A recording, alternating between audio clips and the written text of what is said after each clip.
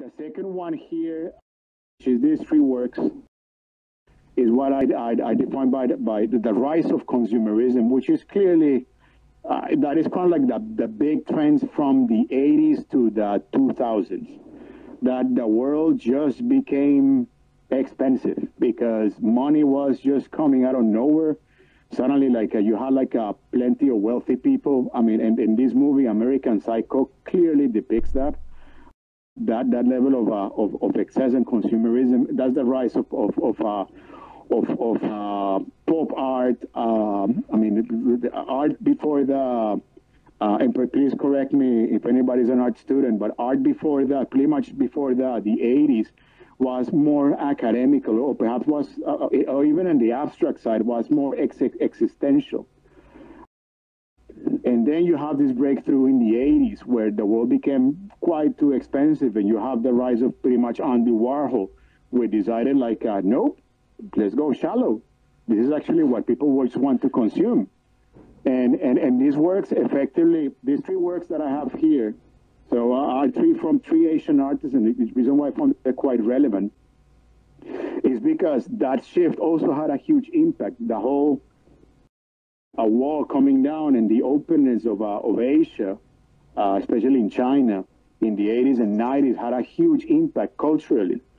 So, and these three works actually, for me, really depict actually what happened. So the first work here, it's a work that can be categorized into cynical realism. It's by a Chinese artist called Lu Xi, and the work is titled An Education.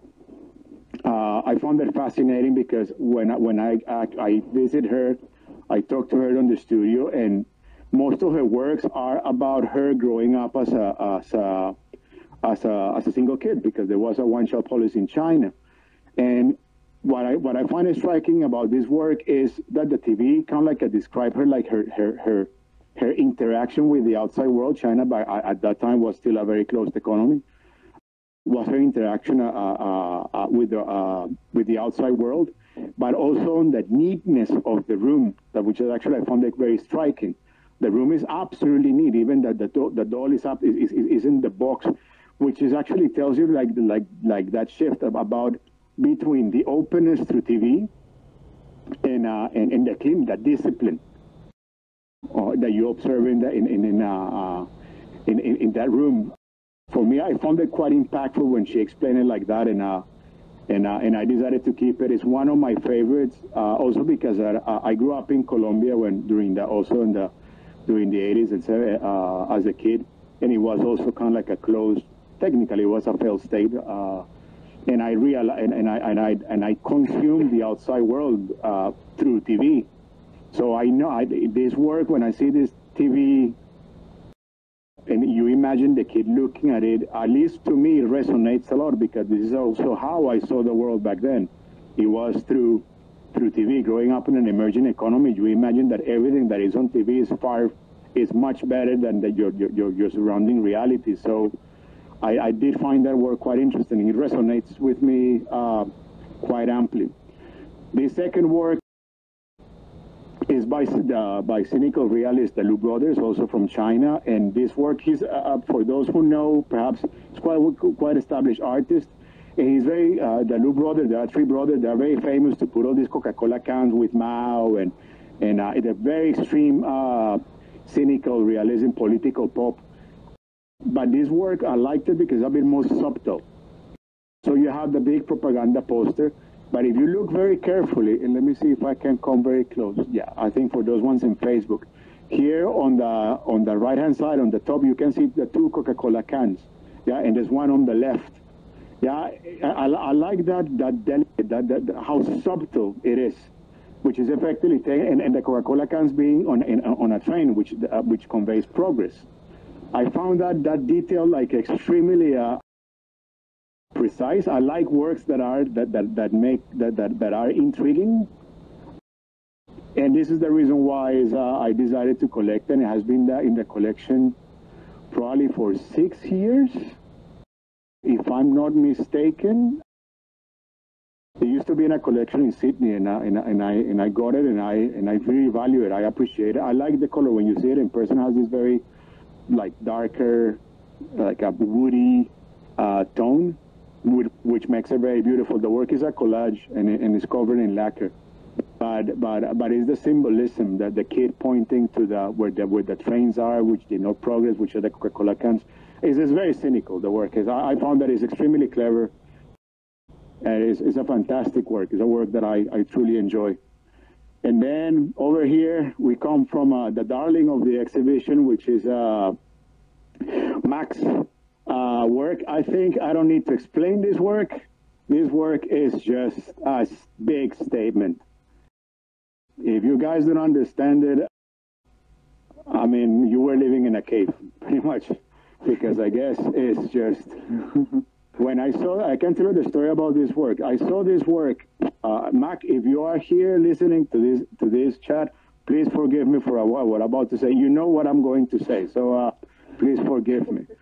I saw this work about 1 year before I bought it. I was in Beijing at the gallery. It was the art gallery.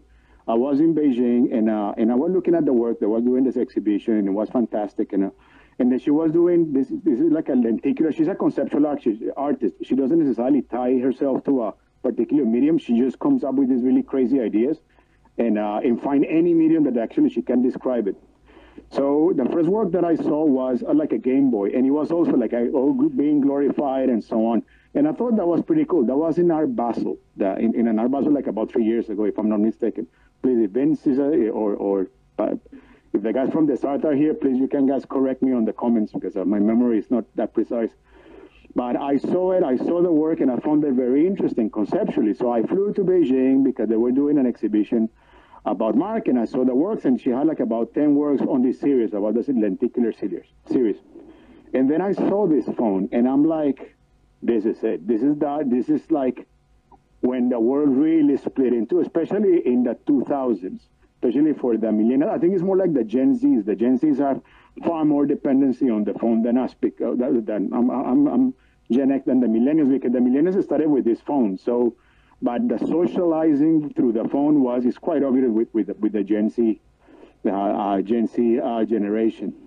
But when I saw that work, I thought it's extremely smart. I thought this work was like mind blowing. It blew my mind. But I'm like, usually my approach to art is I see the work, and then I have to do the research, and I look at who the artist is, and etc. Because I like to, when I collect, I like to collect on careers, not just on the work. I invest a lot of time, and if the guys, I saw that some of my artist friends are there, they know that I keep nagging them all the time. I keep calling them all the time. We go out all the time, because I'm constantly trying to understand where are they heading. I love to figure out the way of thinking, how they contextualize the environment.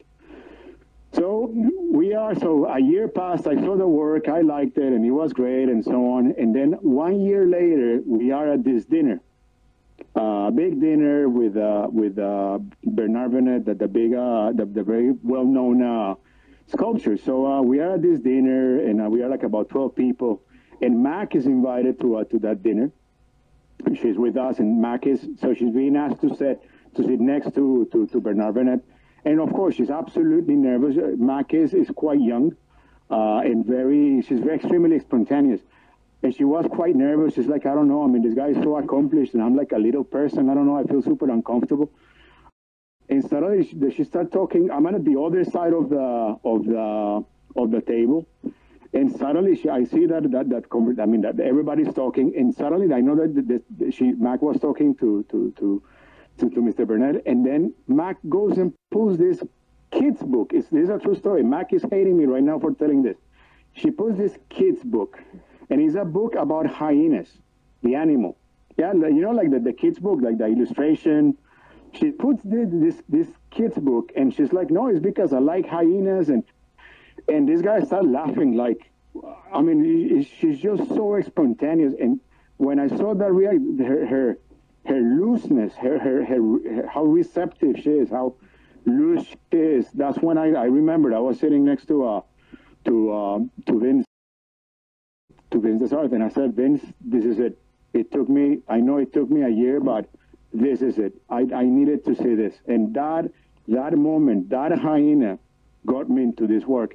And I personally find that is one of the most relevant works that at least in my collection culturally, is extremely impactful.